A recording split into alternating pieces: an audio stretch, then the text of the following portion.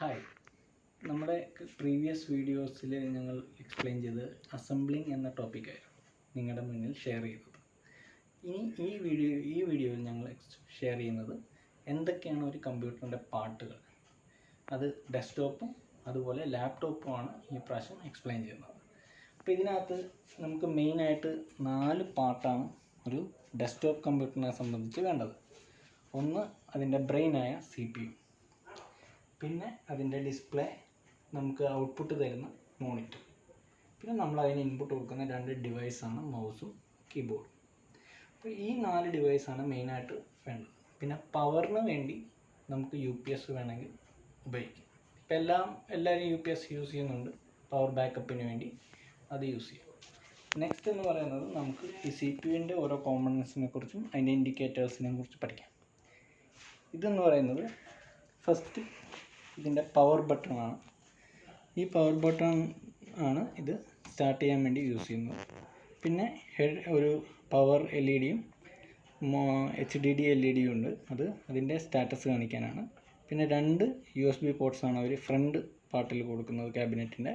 പിന്നെ ഒരു മൈക്രോഫോണിനും ഒരു ഹെഡ്സെറ്റിനുമുള്ള പ്രൊവിഷൻ ഉണ്ട്. പിന്നെ ഒരു റീസെറ്റ് സ്വിച്ച് ഉണ്ടാകും. പിന്നെ ഒരു CD ഇടാനുള്ള CD-ROM-ൻ്റെ പ്രൊവിഷൻ ഉണ്ടാകും. ഇതാണ് ഇപ്പോൾ ഇമ്പോർട്ടൻ്റ് ആയിട്ട് നമ്മുടെ സിസ്റ്റം ലേറ്റസ്റ്റ് മെഷീൻ ക്യാബിനറ്റ്സിൽ വരുന്നത്. ഫ്ലോപ്പി ഡ്രൈവ് ഔട്ട്ഡേറ്റഡ് ആയതുകൊണ്ട് അതിനുള്ള പ്രിവിലേജ് അവരിപ്പോൾ കൊടുക്കുന്നില്ല. പിന്നെ ഉള്ളത് അതിൻ്റെ ബാക്ക്ഗ്രൗണ്ട് കണക്ഷൻസിന് വേണ്ടിയുള്ള പോർട്ട്സും അങ്ങനെയുള്ള കാര്യങ്ങളുമാണ് നെക്സ്റ്റ് പഠിപ്പിക്കുക. ഇതെന്ന് പറയുന്നത് അതിൻ്റെ CPU SMBSൻ്റെ ഫാനാണ്. ഇത് SMBS തണുപ്പിക്കാൻ വേണ്ടിയാണ് ഇത് യൂസ് ചെയ്യുന്നത്. ഇത് പവർ, CPUവിന് പവർ, SMBSന് ഇൻപുട്ട് കൊടുക്കുന്ന പവർ ഈ പ്ലഗ് വഴിയാണ് പ്രൊവൈഡ് ചെയ്യുന്നത്. അത് കഴിഞ്ഞ് എല്ലാ മെഷീനും എല്ലാ ക്യാബിനറ്റ്സിനും ഈ CPU ഈ ഫാൻ ഉണ്ടാവണമെന്ന് നിർബന്ധമില്ല. ഈ ക്യാബിനറ്റിന് അവർ പ്രൊവൈഡ് ചെയ്യുന്നുണ്ട്. അപ്പോൾ ആ CPUവിനകത്തെ മദർ ബോർഡ് തണുപ്പിക്കാൻ വേണ്ടിയാണ് ഈ ഫാൻ യൂസ് ചെയ്യുന്നത്. പിന്നെ അതിന് കൊടുക്കുന്ന ഇൻപുട്ട് ഡിവൈസും ഔട്ട്പുട്ട് ഡിവൈസസിൻ്റെയും പോർട്ട്സാണിത്. പിന്നെ നെറ്റ്വർക്ക് കാർഡ് അങ്ങനെയുള്ള ഡിവൈസസ് ഉണ്ടെങ്കിൽ ഇവിടെ ആയിരിക്കും അതിനുള്ള പ്രൊവിഷൻ കൊടുക്കുക. ഇതിന് നെറ്റ്വർക്ക് കാർഡില്ല, നെറ്റ്വർക്ക് ഇൻബിൽട്ടാണ്. മദർ ബോർഡിൽ തന്നെ ഇൻബിൽട്ടാണ് നെറ്റ്വർക്ക് കാർഡ്. അതുകൊണ്ടാണ് ആ നെറ്റ്വർക്കിൻ്റെ പോർട്ട് ഇവിടെ വന്നത്. പിന്നെ ഓഡിയോ ഇൻപുട്ട്സ് ഒക്കെ ഉണ്ട്. അതിനെക്കുറിച്ച് നെക്സ്റ്റ് വീഡിയോസിൽ ഞങ്ങൾ എക്സ്പ്ലെയിൻ ചെയ്യുന്നതായിരിക്കും.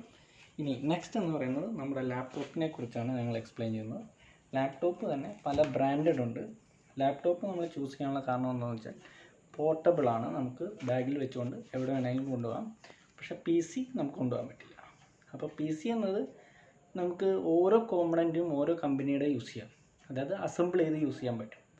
അസംബിൾ ചെയ്താൽ എന്താ ഗുണമെന്ന് വെച്ചാൽ നമുക്ക് നമ്മുടേതായിട്ടുള്ള എക്കണോമിക് രീതിയിൽ ഓരോ പാർട്ടും ഫീസിബിളായിട്ട് നമുക്ക് മേടിക്കാൻ പറ്റും.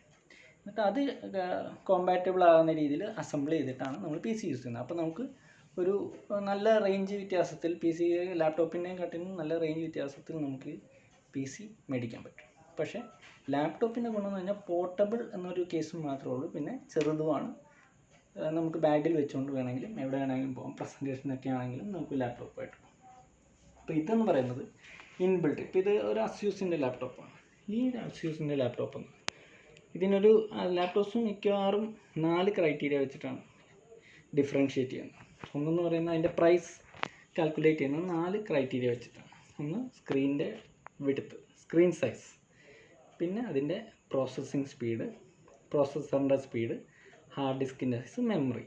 ഇത്രയും വെച്ചിട്ടാണ് ഒരു ലാപ്ടോപ്പ് ഡിഫറൻഷ്യേറ്റ് ചെയ്യുന്നത്. അതിൻ്റെ പ്രൈസും അതിനനുസരിച്ച് കൂടുകയും കുറയുകയും ചെയ്യും. അപ്പോൾ ഒരു ബ്രാൻഡഡ് ആണെങ്കിൽ അതിന് ഈ 4 കാര്യങ്ങൾ പറഞ്ഞിട്ടായിരിക്കും ആ ബ്രാൻഡ് മെഷീൻ അവർ സെയിൽസിന് വേണ്ടി വിടുന്നത്. അപ്പോൾ അതിന് ഇത്ര രൂപ എന്ന് പറഞ്ഞിട്ടായിരിക്കും ഇറക്കുന്നത്. അതുകൊണ്ട് നമുക്ക് അതിന് കസ്റ്റമൈസ് ചെയ്യാൻ പറ്റില്ല. അപ്പോൾ ഇത്രയും കാര്യങ്ങളാണ് നമ്മൾ ഇതിനകത്ത് എക്സ്പ്ലെയിൻ ചെയ്യുന്നത്. ഇനി